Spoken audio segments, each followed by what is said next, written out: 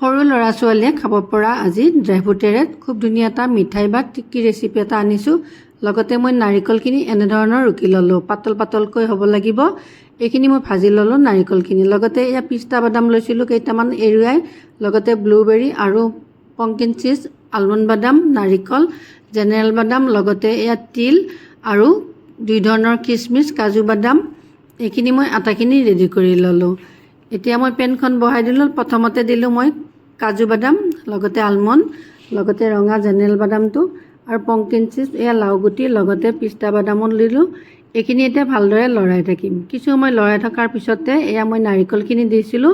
এইখিনি আধা ভজা কৰি ল'ব লাগিব নাৰিকলখিনি। লগতে মই তিলখিনিও দিলোঁ। এইখিনি এতিয়া ভালদৰে ভাজি থাকিম। এইখিনি ভাজি থকাৰ পিছতে মই অকণমান এয়া কিচমিচ দুই ধৰণৰ লৈছিলোঁ, এইখিনি দি দিলোঁ। লগতে মই টুটি ফুটি আৰু ব্লুবেৰীখিনিও দি দিলোঁ। এইখিনি বেছি ভাজিব নালাগে, অকণমান লৰাই উঠাই ৰাখিলোঁ। এইখিনি ঠাণ্ডা হ'বলৈ দিলোঁ। লগতে মই পেনখন বহাই দিলোঁ, চেনিও দিলোঁ দুবাটি। এইখিনি কেৰামল হ'বলৈ দিলোঁ। এইখিনি ধুনীয়াকৈ কেৰামল হৈ আহি আছে। এতিয়া মই লৰাই দিম। এইখিনি লৰাই থকাৰ পিছতে যেতিয়ালৈকে গোট নামাৰে তেতিয়ালৈকে মই লৰাই থাকিলোঁ।